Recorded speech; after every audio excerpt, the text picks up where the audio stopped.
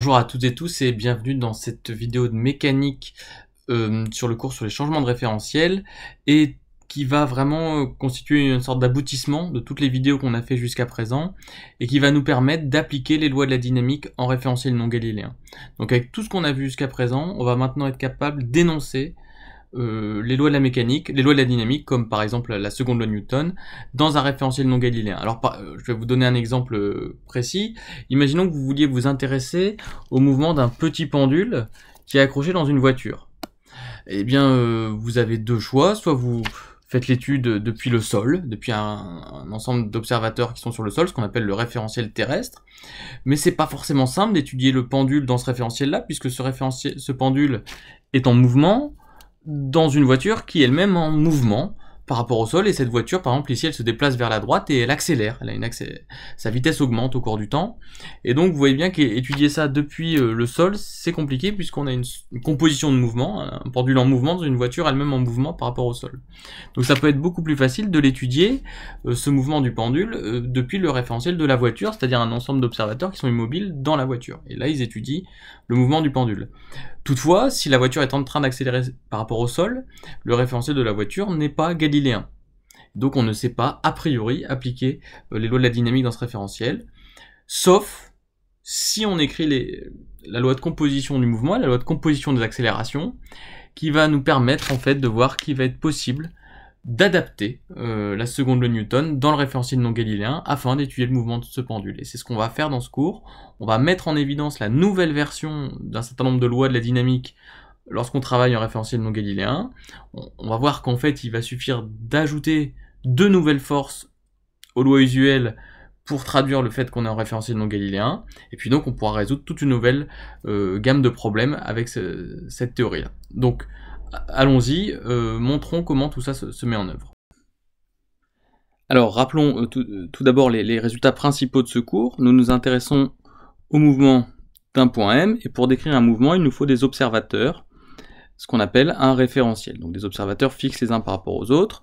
Ce référentiel, on peut le nommer R, et on peut lui attacher un repère afin d'effectuer la description du mouvement de M.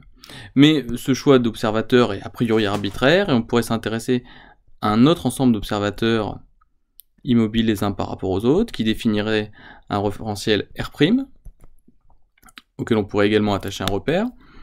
Et les observateurs ici seraient en mouvement relatif par rapport aux observateurs ici, c'est-à-dire qu'il y a un mouvement relatif entre R' et R. Et donc nous avons vu dans ce cas que quand on décrivait l'accélération vue du point M vu par le référentiel R, elle était reliée à l'accélération du point M vu par le référentiel R' par deux autres accélérations, une accélération qu'on appelait l'accélération d'entraînement et une accélération qu'on appelait l'accélération de Coriolis. Alors je rappelle que ça, nous appelions ça par convention l'accélération absolue, et ceci l'accélération relative. Et nous avions établi les expressions de l'accélération de Coriolis et l'accélération d'entraînement. Alors l'accélération de Coriolis avait une écriture plutôt simple, elle faisait intervenir le vecteur vitesse de rotation oméga de R' par rapport à R, vectoriel la vitesse de M dans R', donc avec un facteur 2 devant ici. On remarquait au passage que si le point M était immobile dans R', l'accélération de Coriolis était nulle, donc ça c'est une formule qui est toujours valable. Et l'accélération d'entraînement, elle avait une expression compliquée, mais nous pouvions l'écrire dans deux cas simples, et nous devions la retenir dans deux cas simples, alors je les réécris ici. Les deux cas que vous devez connaître pour l'accélération d'entraînement, c'est si R' est en translation par rapport à R, et bien dans ce cas-là, l'accélération d'entraînement est égale à l'accélération de n'importe quel point fixe de R', donc par exemple O', l'origine du repère attaché à R', par rapport à R. Et si R' maintenant est en rotation uniforme autour d'un axe fixe, par rapport à R, dans ce cas-là, l'accélération d'entraînement valait moins le vecteur rotation, la norme du vecteur rotation au carré oméga carré de R' par rapport à R, fois le vecteur HM, où H c'était un point que nous avions introduit qui est le projeté orthogonal de M sur l'axe de rotation. Donc ça, c'est ce que nous avions établi dans les vidéos précédentes. Et alors, l'intérêt, donc voilà les formules à retenir, hein, donc l'expression de l'accélération de Coriolis, l'expression de l'accélération d'entraînement dans le cas de la translation, et dans le cas de la rotation uniforme autour d'un axe fixe. Et bien sûr, la loi de composition des vitesses, ici rappelée. Et ces expressions ici, ça va vraiment être le cœur maintenant de la suite du cours, parce que la question qu'on va se poser, et ce pourquoi on a fait tout ce qu'on a fait jusqu'à présent, c'est comment appliquer les lois de la dynamique en référentiel non galiléen, en particulier le principe fondamental de la dynamique, le théorème du moment cinétique, etc. Et ça, c'est ce qu'on va voir maintenant. Alors pour ça, on va reprendre quelques points de définition de première année. Déjà, on va s'intéresser à étudier un mouvement dans un référentiel non galiléen, mais qu'est-ce qu'un référentiel galiléen? Donc pour ça, on va faire des rappels de choses qu'on connaît déjà. En fait, il existe un ensemble de référentiels, un ensemble infini de référentiels qu'on va appeler les référentiels galiléens, dont on sait qu'ils sont tous en translation rectiligne uniforme les uns par rapport aux autres, et dans lesquels tout système pseudo-isolé, c'est-à-dire tout système qui est soumis à une somme des forces nulles, est dans un mouvement de translation rectiligne uniforme ou est au repos. Ça, c'est la définition d'un référentiel galiléen, de l'ensemble des référentiels galiléens. Et une autre manière de le dire, qui est équivalente, mais un peu plus concise à ce que je viens de dire, c'est qu'un référentiel galiléen, c'est un référentiel dans lequel le principe d'inertie s'applique. Le principe d'inertie, c'est justement le fait que tout système pseudo-isolé est au repos ou en mouvement de translation rectiligne uniforme. Donc si ça c'est vérifié dans un référentiel, alors on peut dire que le référentiel est galiléen. Alors il faut comprendre qu'en fait en pratique, on dira qu'un référentiel est galiléen si, quand un corps est soumis à une somme des forces nulles, il est en mouvement de translation rectiligne uniforme, et des fois c'est valable si on travaille des expériences de durée assez courte, ou sur des longueurs relativement faibles par rapport à d'autres, et tout ça c'est ce qu'on établira par la suite, mais en fait c'est souvent expérimentalement qu'on va voir si un référentiel peut être considéré comme galiléen ou non. Et en fait ça va être un modèle pour faire de la théorie et pour faire de la dynamique. Alors quelles sont les lois de la dynamique qu'on connaît justement en référentiel galiléen? Eh bien on connaît la seconde loi de Newton, donc là toutes les lois que j'écris sont sur un point matériel M. On est en mécanique du point ici. Donc la masse du point M fois son accélération dans le référentiel galiléen, c'est la somme des forces extérieures qui s'exercent dessus. On a également le théorème du moment cinétique, où cette fois-ci la dérivée du moment cinétique de M autour d'un point O, c'est la somme des moments en O des forces extérieures. Le théorème de la puissance cinétique, la dérivée de l'énergie cinétique du point M dans le référentiel galiléen, c'est la puissance des forces extérieures. Ou le théorème de l'énergie cinétique, qui dit que la variation entre deux points de l'énergie cinétique d'un point M, c'est le travail entre ces deux points des forces extérieures qui s'exercent. Donc tout ça, ce sont des expressions, enfin des lois fondamentales de la dynamique en référentiel galiléen que vous avez vu en première année. Et donc maintenant, ce qu'on va faire, c'est voir qu'est-ce qu'elles deviennent en référentiel non galiléen. Donc ça, c'est vraiment l'objectif de la suite.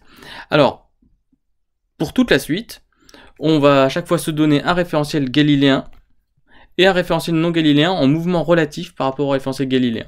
Le référentiel galiléen, je l'appellerai RG. Et le référentiel non galiléen, c'est le deuxième référentiel, donc R'. Et comme il est non galiléen, je mettrai NG en dessous. Et à chaque situation où on va faire une étude en référentiel non galiléen, il y aura quand même un référentiel galiléen absolu, on va dire, dans lequel le référentiel non galiléen sera en mouvement. On ne fait pas une étude en référentiel non galiléen dans l'absolu, il y a toujours un référentiel non galiléen et un référentiel galiléen par rapport auquel le référentiel non galiléen est en mouvement. Par exemple, imaginons un tourniquet. Vous voyez, c'est une plateforme ici qui tourne autour de cet axe-ci, sur lequel il y a un ballon. Le ballon est ici représenté en jaune, on peut l'appeler le point M. Vous avez un ballon sur un tourniquet, donc on peut très bien définir le référentiel galiléen ici, qui est le référentiel terrestre. Donc là, les trois axes, a priori, ne tournent pas et seront immobiles depuis un ensemble d'observateurs qui seraient assis sur un banc à côté du tourniquet, qui seraient debout à côté du tourniquet. Donc là, on a bien un repère, ces trois axes-là définissent bien un repère immobile dans le référentiel RG. Et puis, on pourrait imaginer que, comme le tourniquet est en rotation, on pourrait aussi accrocher un repère et donc un référentiel au tourniquet. Autrement dit, là ce serait un ensemble d'observateurs qui seraient sur le tourniquet, mais immobiles les uns par rapport aux autres. Eux définiraient le référentiel R'. Ce référentiel R' est non galiléen, et il est en rotation uniforme par rapport à RG. Et dans ces deux référentiels, on pourrait étudier le mouvement d'un petit ballon ou d'une balle qui serait en train de se déplacer sur le tourniquet. Donc voici un exemple de situation qu'on pourrait étudier. Et une autre situation qu'on pourrait étudier qui est intéressante, c'est imaginer une voiture qui est ici représentée, qui se déplace vers la droite, et dans cette voiture, on a accroché, au niveau du petit rétroviseur ici, on a accroché un petit pendule ou un petit sapin, là, des fois des petits sapins comme ça, qu'on accroche dans la voiture, et on s'aperçoit que quand la voiture accélère, eh bien, le petit pendule ici s'écarte en fait de l'axe vertical. Et pour étudier ça, il y a deux possibilités. Soit on étudie ça depuis des passants qui sont immobiles sur le trottoir, et donc ça c'est le référentiel terrestre qu'on va supposer galiléen ici, ou on peut essayer d'étudier ça depuis eh bien des individus assis dans la voiture qui elle-même est en train d'accélérer par rapport au référentiel terrestre, et ça définit le référentiel de la voiture qui est non galiléen puisqu'il n'est pas en translation rectiligne uniforme par rapport au référentiel terrestre, mais qui est peut-être plus simple pour étudier le mouvement du pendule. Et donc là on a les deux référentiels à considérer, le référentiel terrestre galiléen et le référentiel de la voiture non galiléen, mais en translation par rapport à RG. Donc voilà un peu le genre de situation qu'on va étudier. Et donc maintenant, allons-y, voyons comment on pourrait écrire le principe fondamental de la dynamique sur le point M, étudié dans le référentiel non galiléen. Alors c'est ce qu'on va faire. Donc nous on ne sait pas le faire au début, nous ce que nous savons faire, c'est étudier un point M quelconque dans un référentiel galiléen. Donc ça, je sais faire, je sais appliquer la deuxième loi de Newton, et elle me permet d'écrire que la masse fois l'accélération du point M que j'étudie dans le référentiel galiléen, c'est égal à la somme des forces extérieures. Mais or, la composition des accélérations me permet d'écrire quelque chose de nouveau, permet d'écrire que A de M par rapport au référentiel RG, c'est accélération de M par rapport au référentiel R', qui est non galiléen, plus l'accélération d'entraînement du point M, plus l'accélération de Coriolis du point M. Et ça, si je le remplace dans l'écriture ici de la deuxième loi de Newton, j'en déduis donc que M fois l'accélération de M dans le référentiel non galiléen était plus M fois l'accélération d'entraînement du point M plus M fois l'accélération de Coriolis est égal à la somme des forces extérieures. Et ça, c'est encore équivalent, alors je vais l'écrire sur le côté, à la... Alors, ce que je vais juste faire, en fait, c'est passer ces deux termes-là de l'autre côté. Donc la masse de l'accélération fois la masse du point M fois son accélération dans le référentiel non galiléen est égale à la somme des forces extérieures, moins, et je vais l'écrire en rouge parce que c'est important, la masse fois l'accélération d'entraînement, et moins la masse fois l'accélération de Coriolis. Et ça ressemble... C'est un peu comme si on appliquait une seconde loi de Newton, mais cette fois-ci en écrivant la masse fois l'accélération dans le référentiel non galiléen. Et donc en fait, on va avoir le droit d'écrire en quelque sorte une seconde loi de Newton dans le référentiel non galiléen, à condition de rajouter aux forces extérieures deux nouvelles forces, une force que je vais appeler la force d'inertie d'entraînement, et une force que je vais appeler la force d'inertie de Coriolis, qui seront juste égales, donc la force d'inertie d'entraînement sera égale à moins la masse du point M fois son accélération d'entraînement, et la force d'inertie de Coriolis, ce sera égal à moins la masse fois l'accélération de Coriolis du point M. Et ce qui veut dire quoi? Ça veut dire qu'en fait, toutes les lois de la mécanique qu'on a vues en référentiel galiléen, on va pouvoir les écrire de manière équivalente dans un référentiel non galiléen, à condition d'ajouter aux forces extérieures deux nouvelles forces, FIE et FIC, force d'inertie d'entraînement et force d'inertie de Coriolis, qui sont égales à moins la masse fois l'accélération d'entraînement et moins la masse fois l'accélération de Coriolis. Donc ça, c'est ce qu'on va écrire par la suite. Alors ce ne sont pas vraiment des vraies forces, au sens où on pourrait définir quelle est qui exerce cette force. Par exemple, quand on a une force, la force de gravitation, on sait qu'elle est exercée par la Terre sur nous, par exemple. Le poids, c'est la Terre qui l'exerce sur nous. La force électrostatique, on sait qu'elle s'exerce entre deux charges. Bon, ici, une force d'inertie d'entraînement, une force d'inertie de Coriolis, on ne peut pas dire qu'elle est exercée par quelque chose. En fait, c'est juste une manifestation du caractère non galiléen du référentiel dans lequel vous êtes en train d'appliquer le PFD. Donc, c'est une pseudo-force. C'est pas vraiment ce qu'on appelle pas une force au sens on a l'habitude de l'utiliser, mais n'empêche que c'est des termes qui apparaissent lors de l'écriture des lois de la dynamique en référentiel non galiléen, et donc on les appellera des pseudo-forces. Donc en fait, toutes les lois de la dynamique vont pouvoir se réécrire dans un référentiel non galiléen. Donc dans un référentiel non galiléen, on définit les forces d'inertie d'entraînement et de Coriolis s'exerçant sur un système de masse m.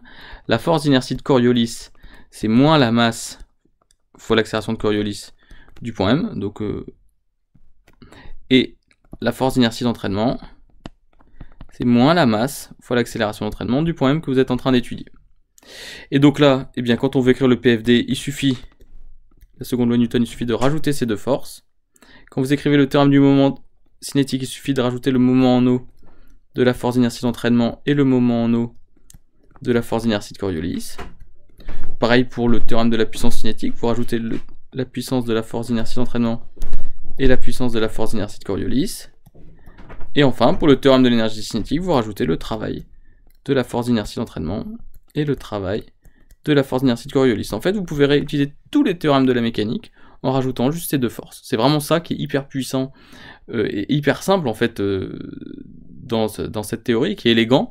C'est on peut travailler en référentiel non galiléen à condition de rajouter de nouvelles forces. Et ces forces dépendent des accélérations de Coriolis et des accélérations d'entraînement, et donc vous comprenez pour tout le travail préliminaire qu'on a fait avec l'étude de la composition des accélérations.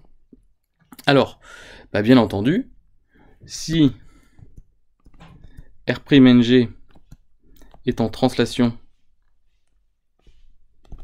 par rapport à Rg,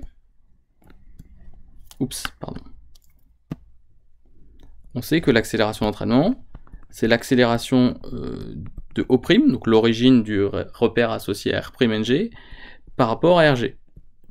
Et donc,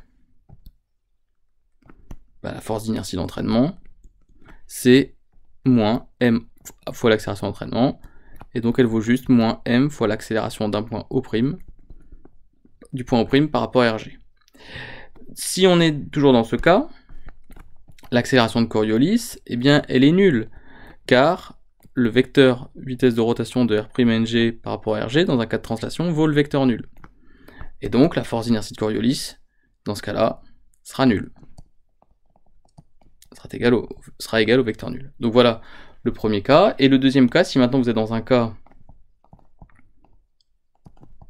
de rotation, alors je vais l'écrire vite fait, rotation uniforme autour d'un axe fixe, parce que c'est un petit peu long à écrire à chaque fois, eh bien nous avions vu que l'accélération de Coriolis, c'était 2 fois oméga de R'Ng par rapport à Rg, vectoriel de la vitesse du point M étudié dans R'Ng. Eh bien, vous en déduisez donc que la force d'inertie de Coriolis, c'est moins la masse du point considéré, enfin voilà, moins 2m oméga de R'Ng par rapport à Rg, vectoriel la vitesse de m dans R'Ng.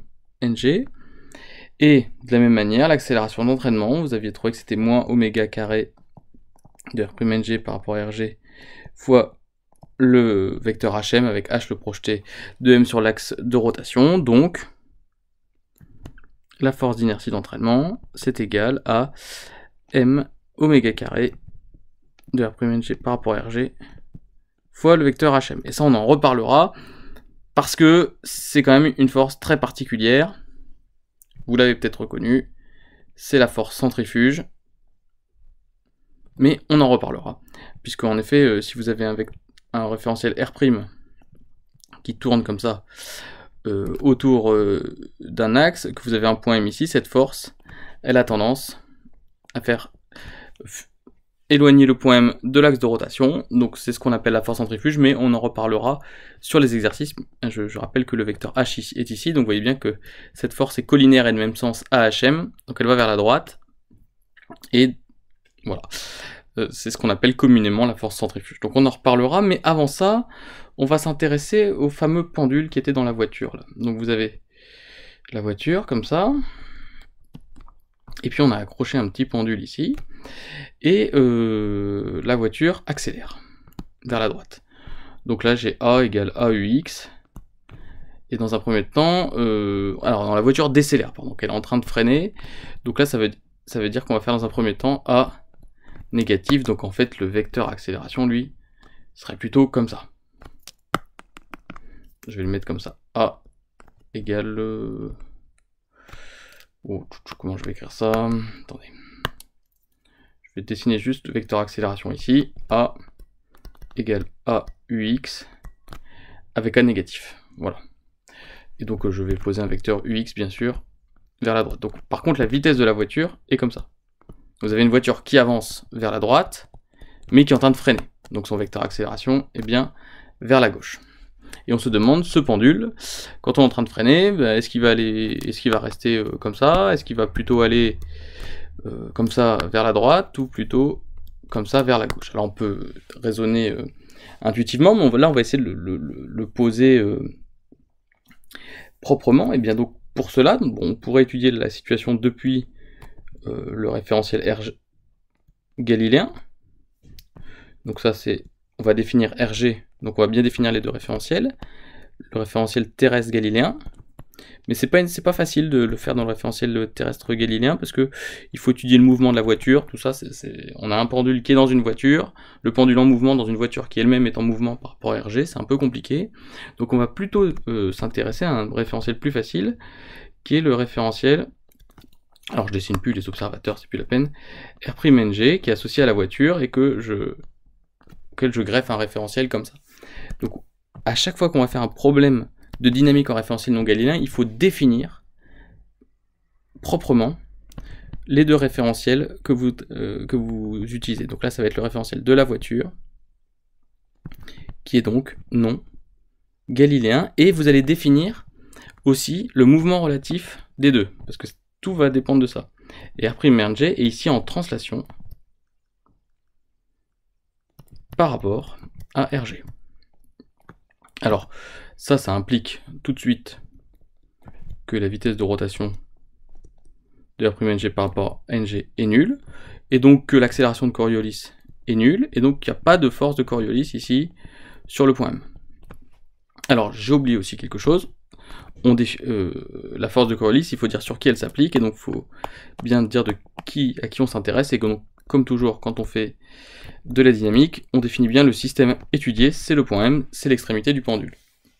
Donc ce système M, on pourrait l'étudier depuis le sol, depuis la voiture, on va le faire depuis la voiture, et donc maintenant on va appliquer, on va regarder la force d'inertie d'entraînement qui s'exerce sur le point M, puisqu'on va appliquer la seconde loi Newton,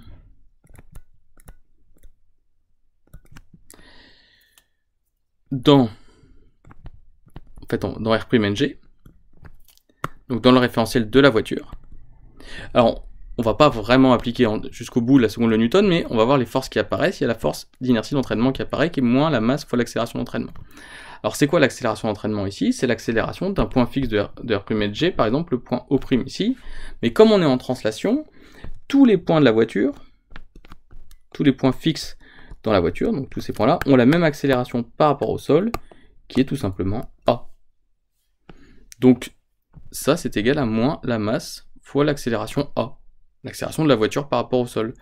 Or, A, vous voyez, il est vers la gauche, donc la force d'inertie d'entraînement, ici, va être vers la droite. Et donc le pendule, en raison du freinage, avec la force d'inertie d'entraînement vers la droite, va avoir tendance à se décaler comme ça.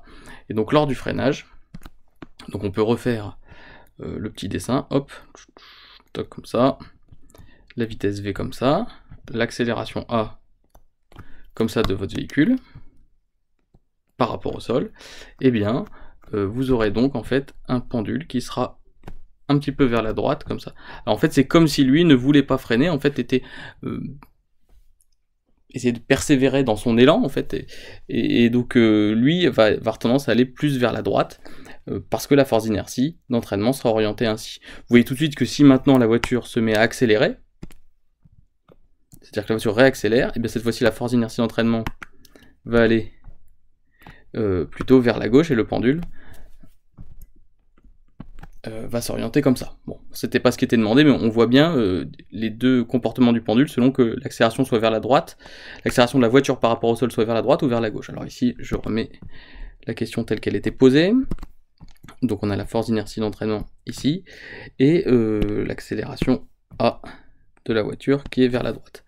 Alors maintenant, on nous demandait, donc ça c'était le premier exemple, et on nous demandait juste en dessous si la voiture est à vitesse constante. Bon bah là, deuxième cas. Si V égale constante, si la vitesse de la voiture par rapport au sol est constante, et bien dans ce cas-là, ça veut dire que l'accélération de la voiture par rapport au sol égale à 0. Et ça, eh bien ça implique que la force d'inertie d'entraînement est égale au vecteur nul, et donc, eh bien dans ce cas-là, le pendule se comporte comme s'il n'y avait pas de force d'inertie, donc il restera vertical.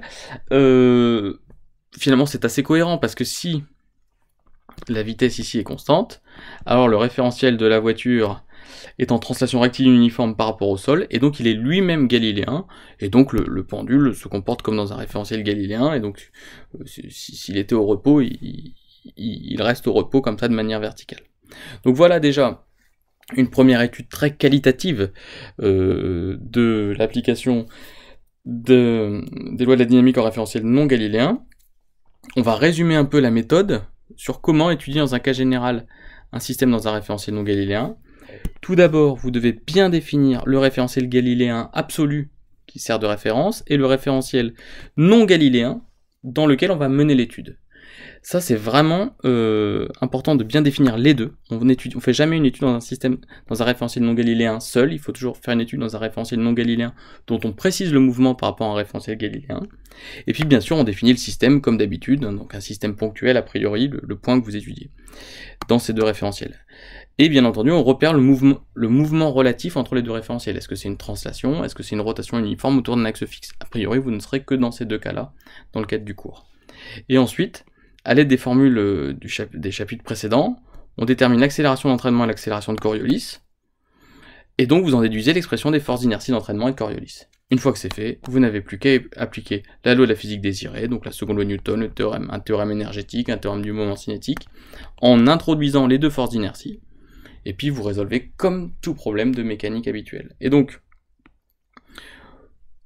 comme exercice d'application, on pourrait maintenant se poser la question, on a déterminé tout à l'heure dans quelle direction allait le pendule lorsque la voiture accélérait ou décélérait, et imaginons maintenant que la voiture accélère pour s'insérer sur l'autoroute. On vous dit que vous vous insérez sur l'autoroute en 10 secondes, en passant de 50 km/h à 110 km/h à accélération constante. Et bien, en appliquant les techniques que nous venons de voir, on va se poser la question de quel est l'angle que forme le pendule avec la verticale de la voiture dans ce cas-là. Alors on a vu que le pendule allait vers la gauche, mais maintenant on va essayer de faire du quantitatif et on va essayer de trouver cet angle-là. On le corrigera bientôt, mais je vous encourage à le chercher